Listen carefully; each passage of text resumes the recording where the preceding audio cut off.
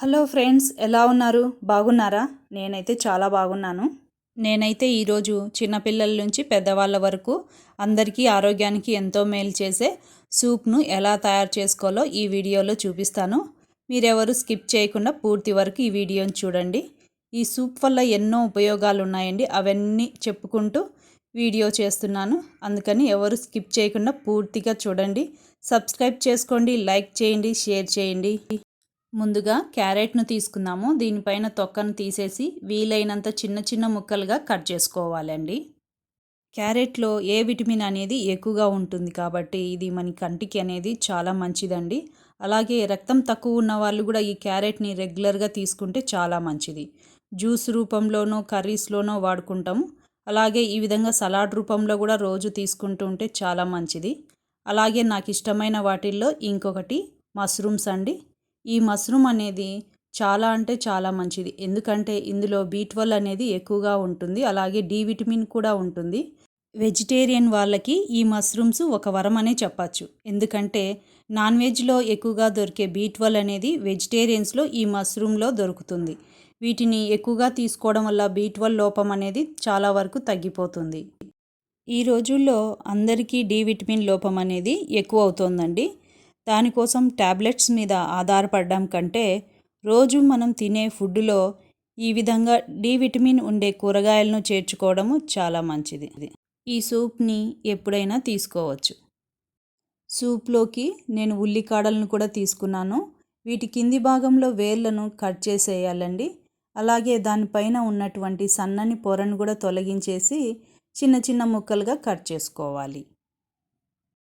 Gas ట్రబుల్తో బాధపడే వాళ్లకు ఈ సూప్ అనేది చక్కని పరిష్కారం అండి. 2-3 రోజులు పూర్తిగా ఈ సూప్నే తీసుకుంటే కనుక ఖచ్చితంగా గ్యాస్ ట్రబుల్ అనేది తగ్గిపోతుంది. జీర్ణశక్తి తక్కువగా ఉండే చిన్నపిల్లలు, పెద్దవాళ్ళకి విటమిన్స్ లోపం లేకుండా ఈ విధంగా కూరగాయలన్నింటినీ కలిపి సూప్ రూపంలో అందించడం వలన వాళ్ళ జీర్ణశక్తి కూడా మెరుగుపడుతుంది. ఈ సూప్ని చాలా ఈజీగా సింపుల్గా చేసుకోవచ్చు. ఈ సూప్ చేయడానికి ఇవే కూరగాయలు ఉండాలనేం రూల్ లేదండి. మన ఇంట్లో ఏ కూరగాయలు అవైలబుల్గా ఉంటే ఆ కూరగాయలతో సూప్ చేసుకోవచ్చు. చిన్న అల్లం ముక్కను తీసుకొని ఈ విధంగా సన్నగా తురుముకోవాలి. లేదంటే మీరు చాకుతో అయినా చాలా సన్నగా కట్ చేసుకోవాలి. అలాగే గార్లిక్ను కూడా చిన్న చిన్న ముక్కలుగా కట్ చేసుకోవాలి. అల్లం అనేది మన స్టొమక్లో ఇన్ఫెక్షన్స్ని తగ్గించి జీర్ణశక్తిని పెంచుతుంది. గార్లిక్ అనేది గుండె సంబంధిత వ్యాధులను నివారిస్తుంది. ఒక 1/2 కప్పు వరకు నేను స్వీట్ కార్న్ తీసుకుంటున్నాను. ఇందులో కూడా 1/2 వరకు నేను ఒక్కొక్క స్వీట్ కార్న్ని 2 ముక్కలుగా కట్ చేసుకుంటున్నాను అన్నమాట. సూప్ తాగేటప్పుడు ఈ స్వీట్ కార్న్ చిన్న చిన్న ముక్కలు పంటికి తగులుతూ ఉంటే చాలా టేస్టీగా అనిపిస్తాయి. అందుకే నేను ఇలా చేసుకుంటాను. మీరు కావాలంటే అలాగే మొత్తం వేసుకోవచ్చు. ఈ స్వీట్ కార్న్లో ఫైబర్ అనేది ఎక్కువగా ఉంటుంది. వెయిట్ లాస్ కోసము ఈ వెజిటబుల్ సూప్ అనేది బెస్ట్ ఆప్షన్. కొన్ని రకాల ఆరోగ్య సమస్యలు ఉన్నప్పుడు, సర్జరీలు జరిగినప్పుడు డాక్టర్స్ సాలిడ్ ఫుడ్ కంటే లిక్విడ్ రూపంలో ఫుడ్ను తీసుకోమని సజెస్ట్ చేస్తుంటారు కదా. అలాంటి టైంలో కూడా ఇలా సూప్ని తీసుకోవడము చాలా మంచిది.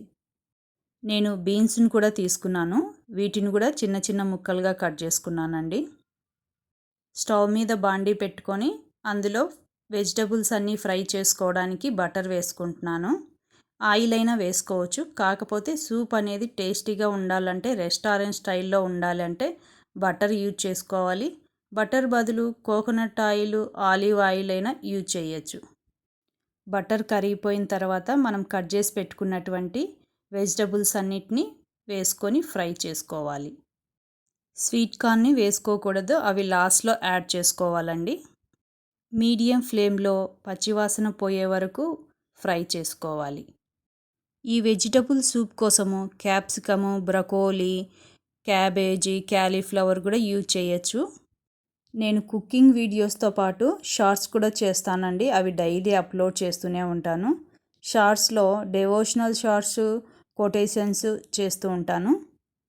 బటర్లో కూరగాయ ముక్కలన్నీ వేగిన తర్వాత అల్లం వెల్లుల్లి ముక్కలను కూడా యాడ్ చేసుకొని 1 నిమిషం పాటు ఫ్రై చేసుకోవాలి. స్కూల్ నుంచి ఇంటికి వచ్చిన పిల్లలకు జంక్ ఫుడ్కు బదులు ఈ విధంగా వేడివేడిగా వెజిటబుల్ సూప్ అందిస్తే వాళ్ళకు కావాల్సినటువంటి విటమిన్స్ అన్నీ అందుతాయి. మనము 2 కప్పుల సూప్ చేసుకోవాలనుకున్నప్పుడు 3 కప్పుల వరకు నీళ్ళని యాడ్ చేసుకోవాలి. కొద్దిసేపు మూత పెట్టి ఉడికించుకోవాలి. తర్వాత అందులో టేస్ట్‌కు తగ్గ సాల్టు, అలాగే కారం బదులు 1 స్పూన్ వరకు మిరియాల పొడి వేసుకుంటే చాలా బాగుంటుంది. పెప్పర్ అనేది ఈ సూప్‌కి స్పెషల్ టేస్ట్‌ని ఇస్తుందండి. అలాగే తర్వాత ఒక చిన్న బౌల్ తీసుకొని అందులో 1 స్పూన్ వరకు కార్న్ ఫ్లోర్ తీసుకొని అవి ఉండలు లేకుండా వాటర్‌తో బాగా కలుపుకోవాలి.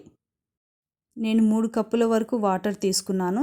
దానికి 1 స్పూన్ కార్న్ ఫ్లోర్ సరిపోతుంది. దీనిని ఉడుకుతున్నటువంటి ఈ లిక్విడ్‌లో కలుపుకొని మెల్లిగా ఉడికించుకోవాలి. ఈ కార్న్ ఫ్లోర్ అనేది సూప్‌కి చిక్కదనంతో పాటు రుచిని కూడా అందిస్తుంది. 2-3 నిమిషాలు లో ఫ్లేమ్‌లో ఉడికించుకోవాలి. ఎప్పుడూ కూరగాయలను ఒకే పద్ధతిలో కర్రీస్ రూపంలో, ఫ్రైస్, సలాడ్ రూపంలోనే తిని బోర్ కొడుతుంది. అప్పుడప్పుడు ఇలా కొత్తగా సూప్ రూపంలో కూడా తీసుకోండి. నోటికి రుచిగా ఉంటుంది. చూడండి వెజిటబుల్స్ అన్నీ ఎంత చక్కగా ఉడికిపోయాయో. స్మెల్ కూడా చాలా బాగా వస్తోంది. ఇంకా చివరిగా కొత్తిమీర, పుదీనాను కూడా సన్నగా కట్ చేసుకొని యాడ్ చేసుకుంటే సరిపోతుంది. కొత్తిమీర, పుదీనా యాడ్ చేయకపోయినా కూడా చాలా సూపర్గానే ఉంటుందండి. మీ ఇంటికి వచ్చిన గెస్ట్లకు కూడా ఈ విధంగా వేడివేడిగా సూప్ చేసి ఇవ్వండి. హ్యాపీగా ఫీల్ అవుతారు. వేడివేడిగా టేస్టీ హెల్తీ సూప్ రెడీ అయిపోయిందండి. ఇంకా తినడమే ఆలస్యం. మీరు కూడా మీ ఇంట్లో ట్రై చేయండి. నాకు ఒక లైక్ చేయండి, షేర్ చేయండి, సబ్స్క్రైబ్ తప్పకుండా చేసుకోండి.